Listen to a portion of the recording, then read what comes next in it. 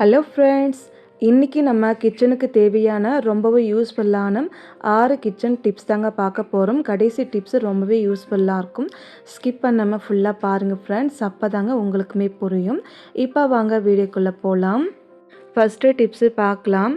நம்ம வீட்டில் நம்ம எங்கேயாச்சும் வெளியில் போகும்போது பார்த்தீங்கன்னா, நம்ம தண்ணி பாட்டில் நம்ம ஹேண்ட் பேக்கில் வச்சு நம்ம கொண்டு போவோம் இல்லையா?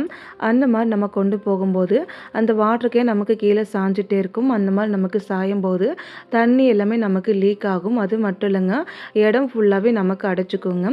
அந்த மாதிரி ஆகாமல் இருக்க இந்த டிப்ஸை நீங்கள் ட்ரை பண்ணுங்கள். ஒரு சேஃப்டி பின் லப்பர் எடுத்துகிட்டு அழகாக இது போல் நீங்கள் சேஃப்டி பின்னில் லப்பர் பேண்டை இன்சர்ட் பண்ணிவிட்டு அந்த ஹேண்ட் பேக்கில் ஓரமாக இது போல் நீங்கள் சேஃப்டி பின்னை மாட்டி விட்டுருங்க. அதுக்கப்புறம் நம்ம ஹேண்ட் பேக் கீழே வச்சுக்கலாம். நம்ம வீட்டில் நம்ம எந்த வாட்டர் கேன் நம்ம கொண்டு போவோமோ அந்த வாட்டர் கேன் நம்ம எடுத்துக்கலாங்க. எடுத்துகிட்டு எப்போதும் போல் தண்ணியை நீங்கள் ஃபில் பண்ணிக்கோங்க. நல்லா டைட்டாக மூடி போட்டு க்ளோஸ் பண்ணிக்கோங்க. ஹேண்ட் பேக் உள்ளுக்குள்ளே நீங்கள் வாட்டர் கேனை வச்சுக்கோங்க. நம்ம லப்பர் பேண்டை போட்டுள்ளே அந்த லப்பர் பேண்டை ஓப்பன் பண்ணி இந்த மாதிரி நீங்கள் வாட்டர் கேன் மேலே போட்டு விட்டுருங்க. இந்த மாதிரி நீங்கள் வாட்டர் கேன் மேலே லப்பரை நீங்கள் போட்டு விட்டிங்கன்னா அந்த பேக்கில் இருக்கக்கூடிய அந்த வாட்டர் கேன் நமக்கு சரிஞ்சு கீழே விழுகாது. தண்ணியுமே நமக்கு லீக்கேஜ் ஆகாமல் இருக்கும். அது மட்டும் இல்லாமல் நமக்கு இடமும் அடைச்சிக்க செய்யாது. நம்ம எப்படி இருக்கிறோமோ கடைசி வரைக்கும் நமக்கு அப்படியே இருக்குங்க. கண்டிப்பாக இந்த டிப்ஸ் உங்களுக்கு ரொம்பவே யூஸ்ஃபுல்லாக இருக்கும். எடுத்து யூஸ் பண்ணவும் நமக்கு ரொம்பவே ஈஸியாக இருக்கும். மறக்காமல் இந்த டிப்ஸை தேவைப்பட்டால் ட்ரை பண்ணி பாருங்கள். நெக்ஸ்ட்டு டிப்ஸு பார்க்கலாம் வாங்க.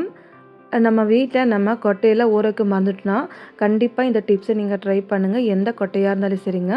நம்ம நைட் டைமில் ஊற வச்சு காலையில் டைமில் நம்ம செய்வோம் இல்லையா? அந்த மாதிரி ஊற வைக்க மறந்துட்டோம்னா கண்டிப்பாக இந்த டிப் உங்களுக்கு ரொம்பவே யூஸ்ஃபுல்லாக இருக்கும். நான் பாருங்கள், பச்சை பட்டன் எடுத்துருக்கேன், ஹாட் பாக்ஸ் எடுத்துருக்கேன். உங்களுக்கு எந்த கொட்டை உரைக்கணுமோ அந்த கொட்டையை நீங்கள் ஹாட் பாக்ஸில் கொட்டி வச்சுக்கோங்க. எப்போவுமே நம்ம ஊற வைக்கிறதுக்கு நார்மல் சில்லு தண்ணி யூஸ் பண்ணுவோம் இல்லையா? அந்த மாதிரி நீங்கள் சில்லு தண்ணி யூஸ் பண்ணாமல் சூடு பண்ண தண்ணி நீங்கள் ஹாட் பாக்ஸ் உள்ளுக்குள்ளே சேர்த்துக்கோங்க. அதுக்கப்புறம் நம்ம இது கூடவே கொஞ்சம் போல் கல்லுப்பு நீங்கள் சேர்த்துக்கோங்க. இந்த மாதிரி நீங்கள் சூடான தண்ணியும் கொஞ்சம் போல் கல்லுப்பு நீங்கள் சேர்த்திங்கன்னா நமக்கு பட்டாணி ரொம்ப சீக்கிரமாக ஊறி வந்துடுங்க. இப்போ நம்ம மூடி போட்டு கரெக்டாக 1 மணி நேரம் போல் ஊற வச்சுக்கலாங்க. பாருங்கள், 1 மணி நேரம் போல் ஆகிடுச்சுங்க. இப்போ நம்ம ஹாட் பாக்ஸ் மூடி ஓப்பன் பண்ணிக்கலாம். நீங்களே பாருங்கள், இந்த பட்டாணி எந்த அளவுக்கு நமக்கு ஊறி வந்திருக்கு. தண்ணி ஃபுல்லாகவும் நமக்கு ரொம்பவே சில்லுன்னு ஆகிட்டு இருக்குங்க. இந்த பட்டாணி எல்லாமே நமக்கு ரொம்ப சூப்பராக ஊறி வந்திருக்குங்க. இந்த மாதிரி உங்கள் வீட்டில் நீங்கள் ஊற வச்சுக்கலாம். கண்டிப்பாக இந்த டிப்ஸும் உங்களுக்கு ரொம்பவே யூஸ்ஃபுல்லாக இருக்கும். மறக்காமல் இந்த டிப்ஸையும் ஒரு டைம் ட்ரை பண்ணி பாருங்கள். நெக்ஸ்ட்டு டிப்ஸை பார்க்கலாம். ஒரு வாட்டர் கேன் நம்ம எடுத்துக்கலாங்க. இந்த மாதிரி ஒரு வாட்டர் கேன் எடுத்து வச்சுக்கோங்க. இதை நம்ம எப்படி யூஸ் பண்ணலான்னு சொல்லி பார்க்கலாம். அதுக்கப்புறம் நம்ம சிசர் எடுத்துக்கலாங்க. சிசர் நம்ம எடுத்ததுக்கப்புறம் அந்த கவர் ஃபுல்லாகவே நம்ம கட் பண்ணி ரிமூவ் பண்ணிக்கலாங்க. அதுக்கப்புறம் நம்ம இந்த வாட்டர் கேன் அப்படியே நீங்கள் வச்சுக்கோங்க. ஒரு கத்தி எடுத்துக்கலாங்க. கத்தி எடுத்து அடுப்பில் ஹீட் பண்ணி எடுத்துக்கோங்க. நான் வாட்டர் கேனை கட் பண்ணுற பாருங்கள். இந்த மாதிரி நீங்கள் வாட்டர் கேனை கட் பண்ணி எடுத்துக்கோங்க. பாருங்கள், நம்ம கட் பண்ணி எடுத்தாச்சு. வாட்டர் கேன் கொஞ்சம் நமக்கு அன்னிவனாக்கிறதுனால நம்ம சிசர் எடுத்துக்கலாங்க. சிசர் எடுத்துகிட்டு உங்களுக்கு எவ்வளோ லென்த்து தேவையோ அதுக்கு ஏற்ற மாதிரி நீங்கள் வச்சுட்டு நம்ம வாட்டர் கேனை ரவுண்ட் ஷேப்பில் கட் பண்ணி எடுத்துக்கலாங்க. பாருங்கள், நான் கட் பண்ணி எடுத்துக்கிட்டேன். இந்த மாதிரி கட் பண்ணி எடுத்ததுக்கப்புறம் அந்த மேல் பார்ட் இருக்கு இல்லையா, அதுவுமே நம்ம எடுத்துகிட்டு இதுவுமே நம்ம ரவுண்ட் ஷேப்பில் நம்ம கட் பண்ணி எடுத்துக்கலாங்க.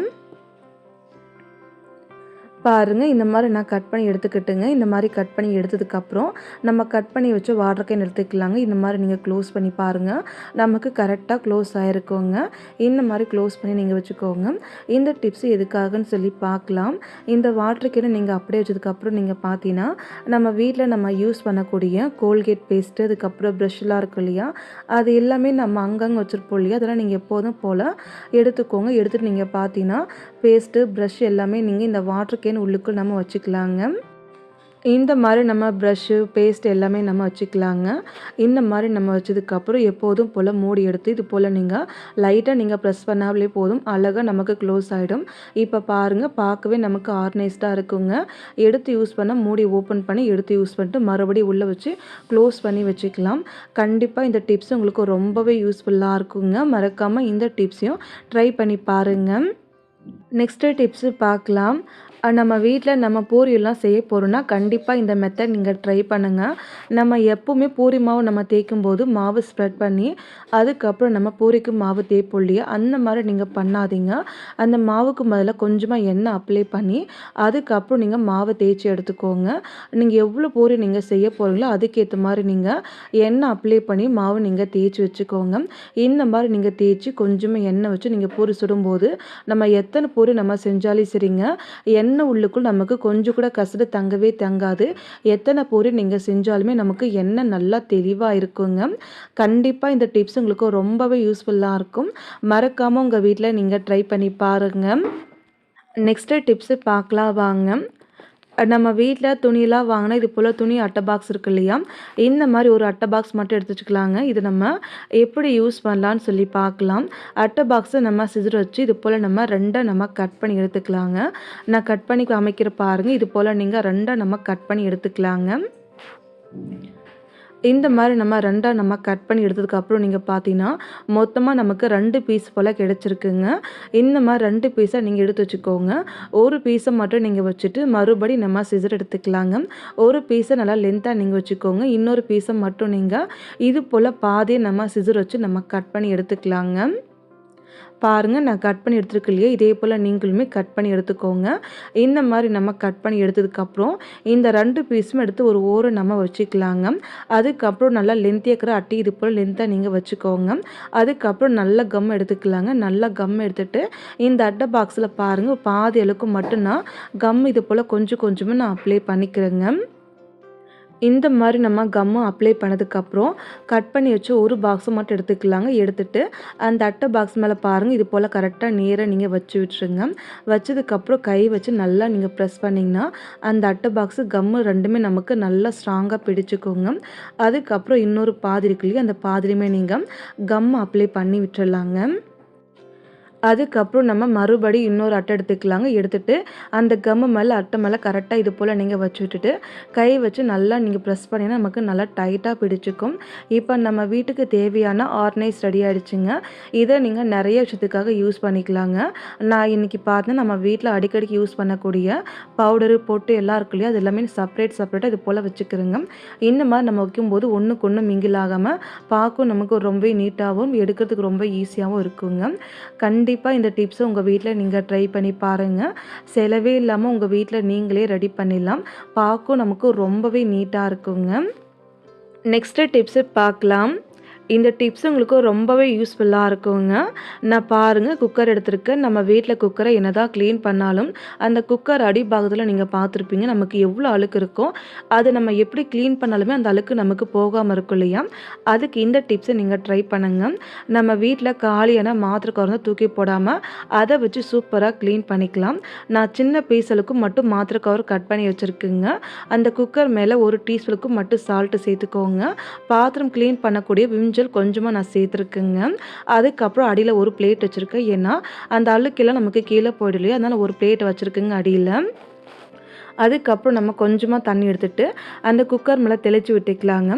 மாத்திரை கவர் நம்ம எடுத்துக்கலாங்க. மாத்திரை கவர் எடுத்துகிட்டு லைட்டாக நீங்கள் தேய்ங்க. அதிகமாக அழுத்தம் கொடுத்து நீங்கள் தேய்க்க வேணாம்.